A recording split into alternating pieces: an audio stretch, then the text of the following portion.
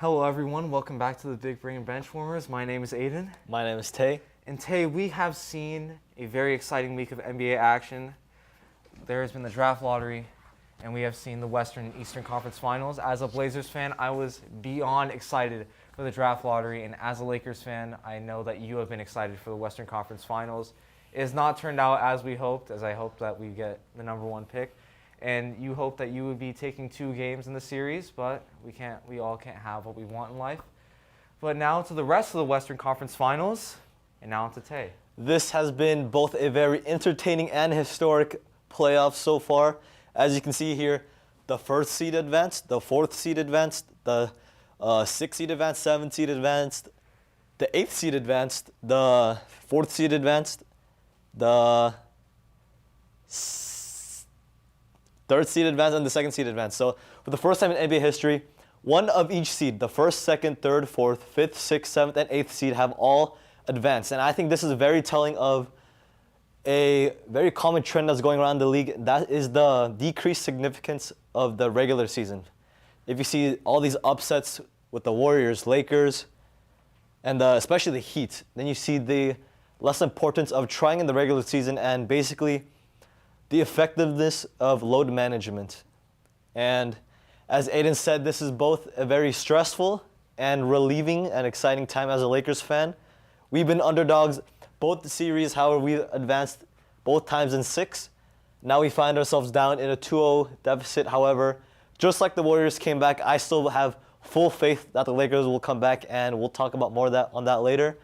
On the East, we have a Heat-Celtics series that is a rematch of the 2020 bubble, same as the Western Conference Finals, and I believe this is an indication that the 2020 bubble was not only a fluke, but it was basically the most pure form of basketball. There was no fans, no distractions, only basketball, and I believe that if anybody else besides LeBron won the ring, then nobody would have said it was a bubble ring or a Mickey Mouse ring.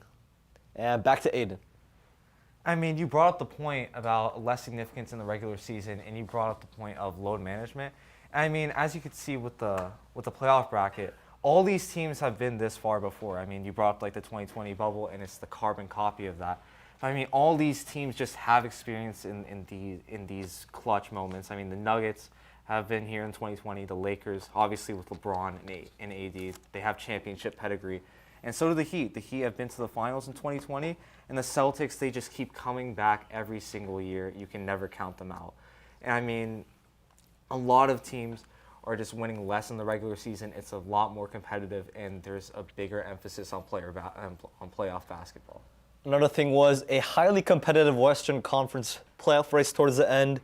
We've seen a lot of teams battling back and forth. And of course, we saw the Dallas Mavericks dropping out of the playoff race. Luka missing the playoffs, surprisingly, with Kyrie, and that team's future is basically in shambles. We'll see how that goes in the future, but now let's talk about the Nuggets-Lakers series. Aiden, as of now, who do you got? I mean, momentum is a big thing. The Nuggets took 2 at home. I did not think that would happen. I thought the Lakers would take last game, game 2, tie the series up 1-1. But I mean, the momentum is just on their side. I think the Nuggets have shooters. I think they're not, and I think they're going to shoot their way in the game. I think they keep this hot streak going, and I think that they win in 6, Tay.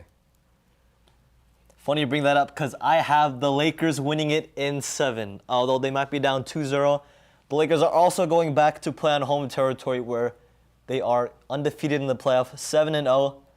And although the Nuggets might also be undefeated at home, they lost both games by single digits, and both games were basically down to the very final few possessions. And I believe the experience with LeBron and AD, I feel like they've learned enough from these games to bounce back and essentially learn from their mistakes and close out some road games like they have done in the previous 2 series. I mean, you bring up the fact that they learn from their mistakes. Do you know who also learns from their mistakes? The Nuggets, especially Nikola Jokic. Because in the last series, the Suns, they thought that they had Jokic figured out.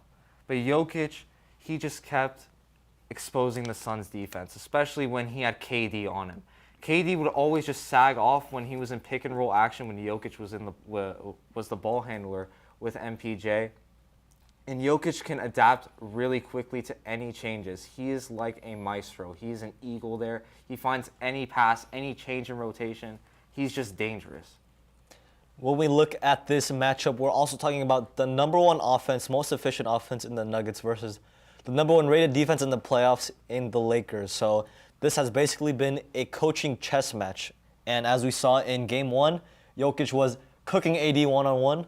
So Darvin Ham made a late game adjustment in game one, put Rui on Anthony Davis, and then made Anthony Davis play some help defense. And that was really effective. Jokic was held to, I believe, only 4 points in that final quarter. But then in retaliation in the second game, Mike Malone also made some adjustments. And then Jokic had a monster game, but Jamal Murray also had a monster game. Aiden, let's talk about that. I mean, he's been in these situations before. I mean, we've seen in the bubble how good he can be. Like, we've all seen his battles with Donovan Mitchell and the Jazz in 2020. So I mean, this is no surprise. And I mean, with Jamal Murray on the court, this is how good the Nuggets are. He is just so streaky, and right now he's hitting everything. In the last game, in Game 2, he scored 10 plus in the fourth quarter. I think 20 plus. Yeah, I know. It was insane. He almost single-handedly won the Nuggets that game. So you have the Nuggets in 6. I have the Lakers in 7. We'll see who's right. Now let's talk about the Celtics and Heat. Who do you got, Aiden? And in this series, I think depth is a really big thing. I think the guard depth that the Celtics have, Malcolm Brogdon, Derek White, Marcus Smart, Jaylen Brown, and look at that team. Like, that team is just stacked. Yeah, I have the Celtics winning in 7. I think it'll be a tough series because obviously the Heat have been here. They have the experience. But I still have the talent of the Celtics prevailing in this series. When we look at the Heat, they are only the 5th, 8th seeded team to ever beat a first seeded team. And even without key players like Oladipo and Tyler Hero, they still have enough wing depth to be beating these juggernaut teams in the East. And I believe with Jimmy Butler, or as I would say, Hemi Butler, I got the Heat winning this series to have a bubble rematch, Lakers versus Heat once again. And when we look at the Celtics, you can't ignore Jason Tatum's inconsistencies. If you look out Game 6 in the Eastern Conference semifinals, he had, I think, 1 point at halftime, but then he saved his legacy by going off in the fourth. That is just the epitome of his inconsistency, his streakiness, which can happen even within one game itself. And the Heat, their offense basically consists of Jimmy Butler, Bam Adebayo, surrounded with a bunch of shooters. That is a recipe for success right there. I mean, you bring up Tatum's inconsistencies, but you didn't bring up Game 7 of that series where he dropped the most points in a Game 7 with 51. I mean, yeah, you're right. He is inconsistent, but the talent is there. We've seen how high Tatum can be in these series. I mean, like, the potential that he has, he can take a game over. You talk about like the shooters that the Heat have, but look at the defense that the Celtics have, especially at that guard spot. Jaylen Brown is a great on-ball defender. Derek White, All-NBA second team, and Marcus Smart, Defensive Player of the Year. That is talent that you don't have every single day, and the Celtics just have a plethora of defensive talent. Well, that Marcus Smart Defensive Player of the Year, I can argue, is probably one of the most fraudulent awards ever given in the history of this league. And when you look at Tatum's 51 piece, I think that's also overrated, as a lot of his points came basically just stat padding when the game was already over, just like Steph Curry did in Game 7 against the Kings, where he got a majority of his points while his team was already up with a double-digit lead. And speaking of the Warriors, Aiden, how do you think their future is going to pan out? I mean, there's a lot of uncertainty right now because that contract that they gave Jordan Poole, 4 years, $140 million, is biting them in the butt right now. Jordan Poole played terrible this playoff series.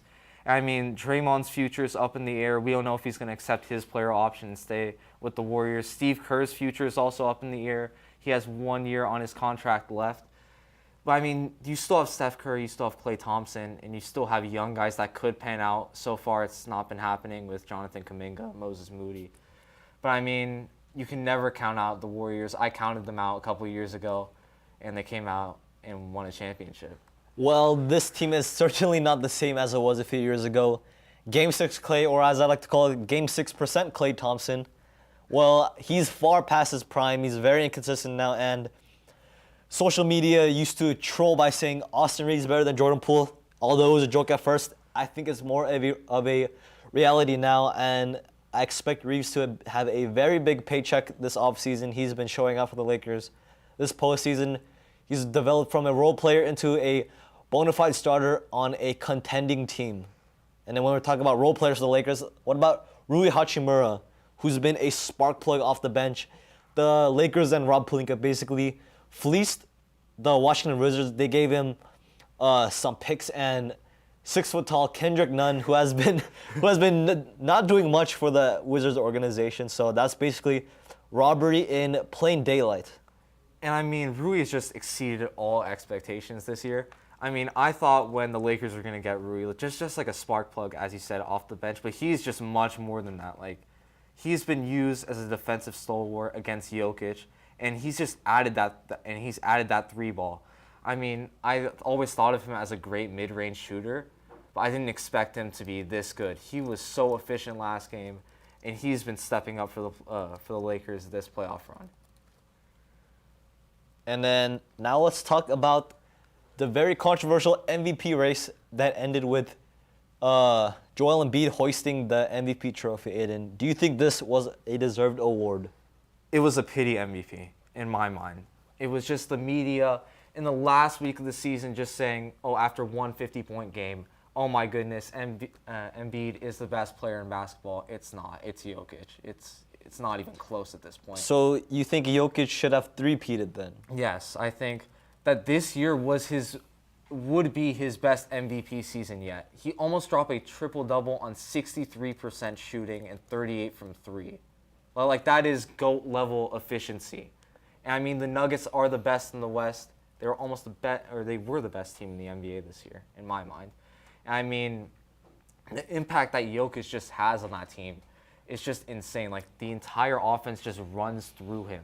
Like, the Nuggets would be nothing without him. They have a negative record without him. I have two rebuttals for that. One is Jokic really that great to have won 3 consecutive MVP awards? Only 2 players in NBA history have done that. That is Wilt Chamberlain and Larry Bird.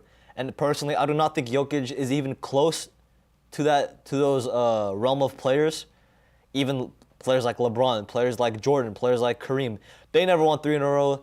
And Jokic winning 3 in a row would basically be a spit in the face to the legacy of these other great players. My second point is basketball is played on 2 sides of the court, offense and defense. Does Jokic play defense? No, of course not. If you look at the 2 other front runners for the MVP race, you have Giannis, who I think is still the best two-way league in the player, and Joel Embiid, who's, in my opinion, underrated on defense. He's a force to be reckoned with at the paint, and he has sent a lot of shots back towards the offense. So I believe for my MVP, I would have gone with Giannis and not Embiid. And I mean, Giannis would have been my runner-up, but of course, voter fatigue. They didn't even consider Giannis in this MVP race. But I mean, you bring up defense, but I mean, Jokic's offense is just far and ahead better than in my mind both of the other candidates in Giannis and Embiid. And I mean, the guy can just do everything. He's like one of the greatest passers ever. He shoots the 3 at a like surprisingly high clip. He can pretty much do everything on offense that you really need him to do. I mean, if we're looking at MVP by the word most valuable player, he's the best player on the best team in the league. So historically, he probably should have been winning that award. But the Nuggets aren't the best team in the league. Record-wise? That would be the Bucks. So by that logic, then it would be Giannis. I mean, Giannis has missed some time this year, and this has not been one of Giannis is, in my mind, his most dominant year. And I mean, we don't like to bring up playoffs in a regular season award, but I mean, the media has just ran away with that narrative that we use finals appearances in in regular season awards now. So essentially, what I'm saying is, I think if Jokic won a championship last year or 2 years ago, I think that he would be a clear-cut MVP choice this year. It's funny how you bring up playoff success in an MVP discussion because that has what has been happening to Embiid. He's been under fire from the media. And when we talk about that 76ers team, Aiden, do you think their future is in shambles? I mean, it's pretty obvious right now. I mean, their second best player, Harden, is all but gone. I think he's going back to the Rockets this year. And I mean, they've just seen no playoff success. I know that they have Tyrese Maxey there. He's been great. He was great in the Eastern Conference semifinals. But I mean, that Tobias Harris contract of $35 million a year, it was just terrible because they couldn't really get the depth that they really needed. They really had to play PJ Tucker and just bet on him making threes, which isn't a really good bet to make. And then you can't ignore basically the elephant in the room that is Doc Rivers. One of the biggest chokers, I'd say, choker coaches in any sports history, in NBA history. He's blown the most 3-1 leads. He's blown the most leads in playoff history, basically. He's basically known to crumble in the playoffs when he enjoys the lead, and the Sixers finally had enough of him and they let him go. Another coach that was also let go was Monty Williams and the Bucks head coach. So what's interesting is the past three winners, NBA champions, have all fired their head coaches. And do you think these are overreactions? I mean, I think they are. And another name that you didn't bring up was Nick Nurse, who also won the NBA championship in 2019 with the Raptors. And I mean, I think some teams, just like the Suns, just need to move on. So I mean, Monty Williams was just a symbolism, or just a symbol of that moving on. I mean, when we look at the Raptors, I don't know why they fired Nick Nurse. I still don't see it. He was the best guy, and I still think he is the best guy on the market for coaching. But I mean, I don't know. I mean, most of them are overreactions, especially with the championship pedigree that you get from all these coaches. Another major thing that happened recently in the NBA was the draft lottery, Aiden. Can you take me through who were the winners? I mean, the winners, obviously, number one pick, the Spurs. And I mean, I'm pretty mad as a Blazers fan, especially because there was an article that released that we were one ball off from getting him. That would have changed our entire franchise. I would have had the only hope that I had as a Blazers fan in the past, like 5 years, 6 years. But I mean, we still have had some good consolation prizes in that draft. I mean, the Blazers, I would still consider a winner in this draft because they moved up from the 5th best odds to the 3rd overall pick.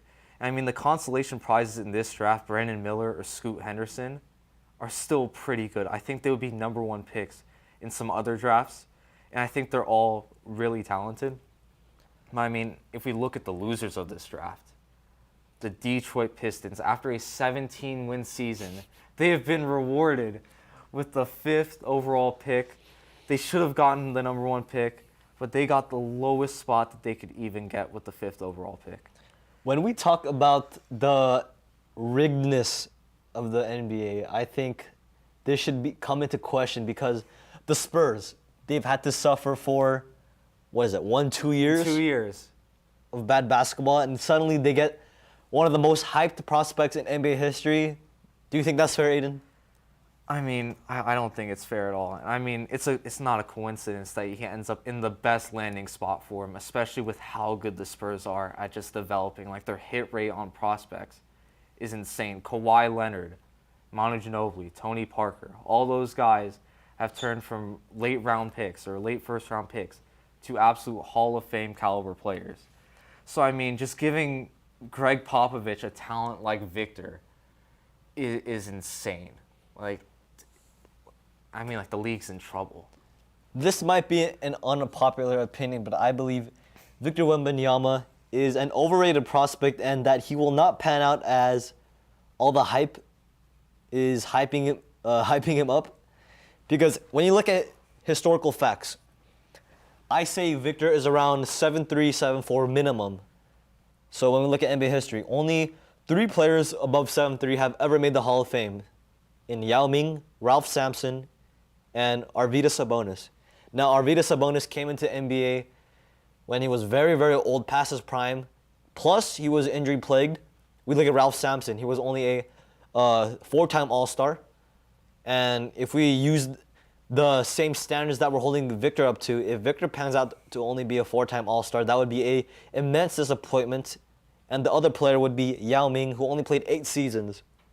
Now, if Victor were to fall down the same career path with plague injuries and due to such his enormous stature, then you wouldn't expect Victor to have a long, prosperous career.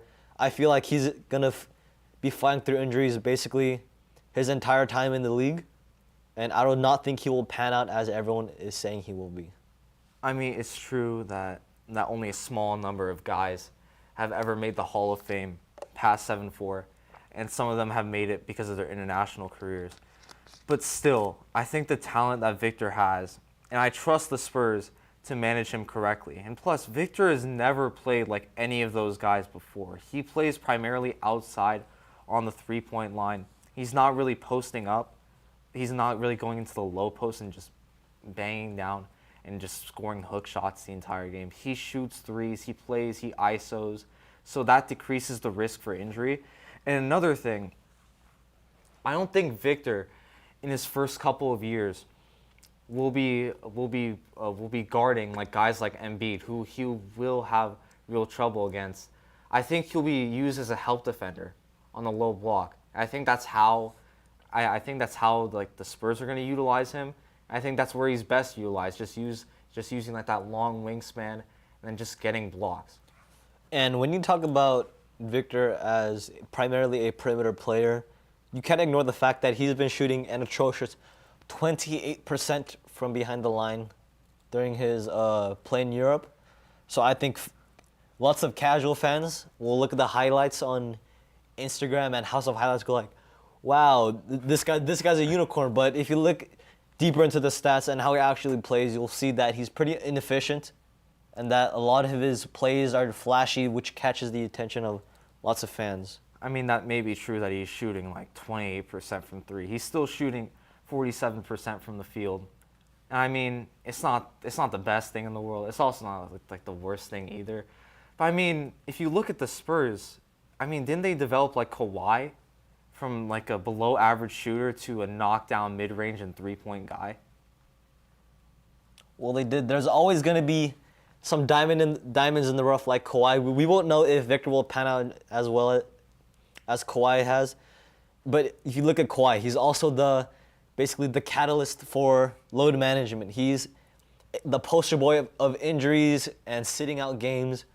What makes you think Victor won't turn out the same as he'll fight through injuries his entire career? And as you mentioned, the Blazers were a big winner in this year's draft lottery.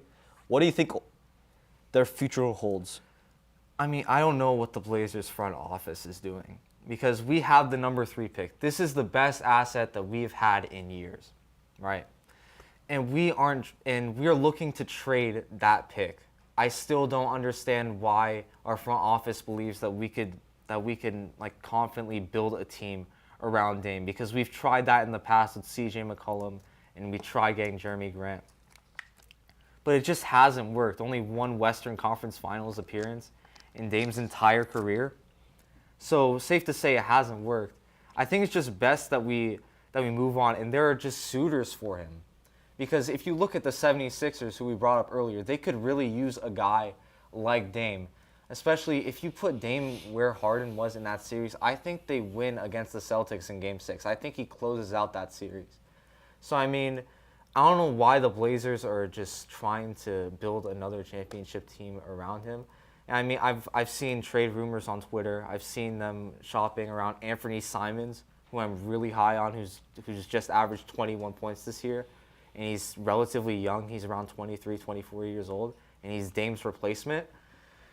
And that number 3 overall pick for Mikal Bridges. I mean, Mikhail's 26 years old right now. I mean, Dame is 32. So, like, let's just say 3 years down the line, it doesn't work out, and then we're in the same situation again and again and again. I mean, the cycle just never stops.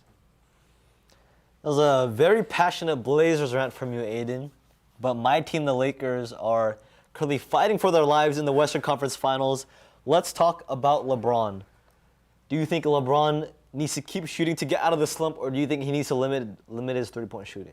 I think LeBron is just most efficient when he's just driving downhill or posting up. I don't know why he's just taking so many threes and playing hero ball. I mean, he went 1 for 20 in the playoffs in the fourth quarter.